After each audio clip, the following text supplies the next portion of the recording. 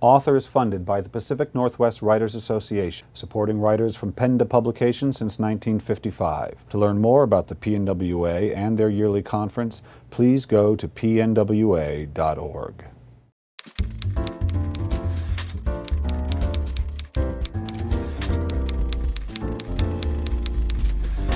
Hi, this is Bill Knauer of Author Magazine, and we're here at Town Hall in Seattle, Washington with Kevin Bleyer, author of Me, the People. Welcome to Author. Honored to be here. Me, the People is, I know, your first solo book, but by no means the beginning of your writing career. And in fact, many people are probably familiar with your work, but certainly not your face or your name. I know it started at NPR in terms of your work career, right? That's right.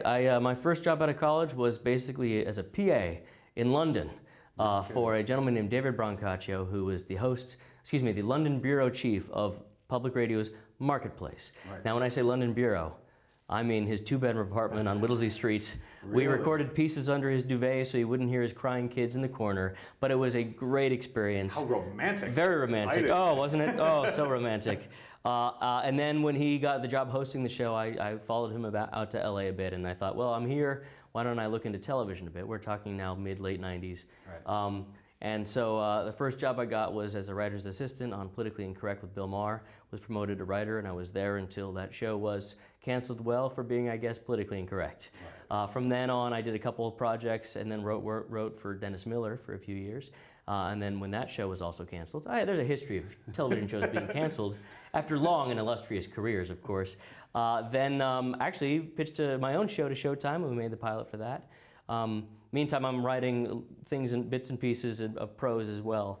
But then I got the job on The Daily Show in 2005. So I've been there coming up on 7 years now. I don't know if you ever intended to set out to become a satirist, but that's sort of how you've cut your swath in the world. I guess so, right. In retrospect, I guess that all made sense. But I did not set out. That was never the intention. Not for me, no. I did not expect that I would be a Were you a funny man? Were you a funny guy, sort of amongst your friends? Not really. No, I was never the class clown or anything. And I'll be honest with you, it's not exactly you couldn't exactly major in fake news writing back in the 90s. Maybe you could now. Maybe you could now, and actually that's entirely horrifying to think that might be a major. I know people are writing PhD theses around this, and on the one hand it's flattering, on the other hand, oh my.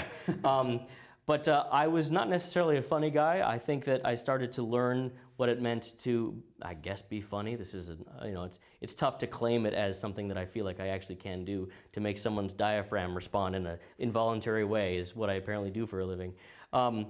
But I did not set out to be funny, be a fake news writer. In fact, I actually thought when I was going off to London to work for Marketplace that this was a stepping stone to what I thought I was going to do, which is real journalism, and not just real journalism. I wanted to be a war correspondent in some far-flung, war-torn region, or I thought I did, speaking of romantic, right? Romantic notions of what that might be. It is amusing to me to know that that was originally my goal, and no doubt I got sidetracked for 15 years. But it took working on The Daily Show to actually, a few years ago, go to Iraq and work as a war correspondent for 2 weeks. And when I say work as a war correspondent, of course I mean that somewhat sarcastically, but Rob Riggle and I did, you were with Rob Riggle I was, in that fact, thing. yeah, right. And so we went and flew around in Black Hawk helicopters and reported a few pieces. And I had to pinch myself a few times thinking, isn't it interesting that I had to join a fake news program to essentially report on the real war that I thought I was going to do in a real way back, a decade and a half ago. But what you're doing in a way with Me the People is sort of what you're doing on Daily Show, which is you're taking a look at what actually happened, because Daily Show doesn't work if it's fictitious. It requires what happened to have any resonance. Right. And the same is true with this. Obviously, you can't make stuff up. You can't make stuff up, or at least you have to trust that the audience is going to know where the punchline begins. But we are based on, in fact. I'd like to think that in the same way that we make fun, as you might say, of the headlines of 2012 on The Daily Show, I made some fun of the headlines of 1787, what was actually happening in that Constitutional Convention, and seeing if I could find the resonance for how it actually might apply to what apparently ails us as a nation today. So Me the People is your project. You didn't have a research staff or anything helping? No, I couldn't have a research staff because I was just catch as catch can. In fact, the readers, hopefully the readers of this book will will enjoy the kind of rollicking nature of the fact that I'm only about a paragraph ahead of the reader. I just learned this particular piece of information, and I found it fascinating, so here it is for you too. Right. I think the joy comes out in that kind of sense of discovery. But you're right, I did not have any researchers. Although if I did, I guess I'd have to call them me-searchers. Oh, I'm so sorry, I did it again. No, but you said discovery, so this is interesting. Yeah. So I've interviewed hundreds of writers, most of them, almost all of them novelists or memoirists. Right. And you use that one word, that is the reason most novelists write and most memoirists write, is the thrill of discovery, not knowing, and then finding. Yeah.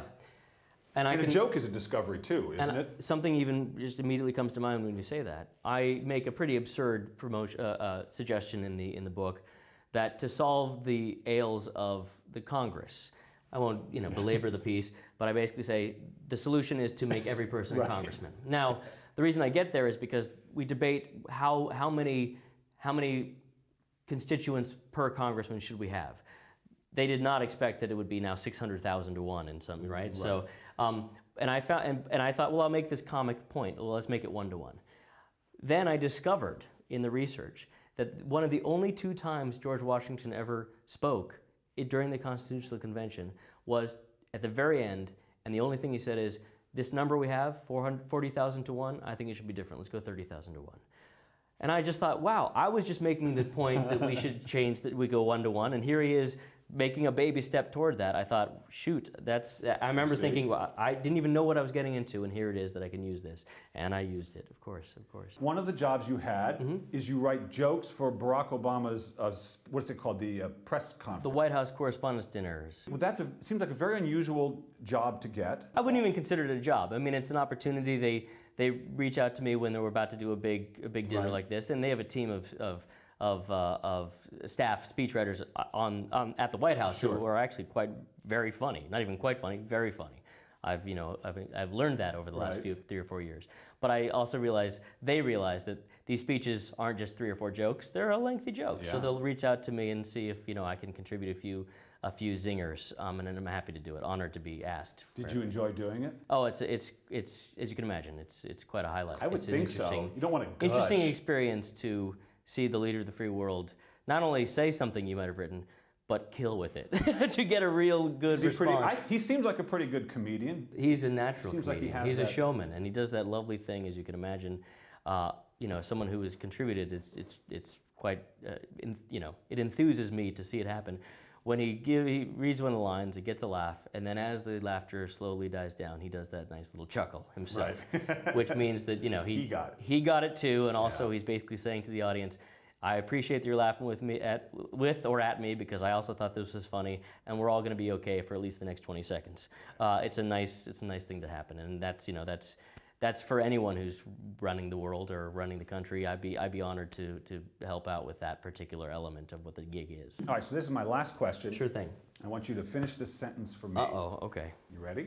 Well, I don't know. I'll find out. If writing, just writing, has taught me anything, it has taught me what?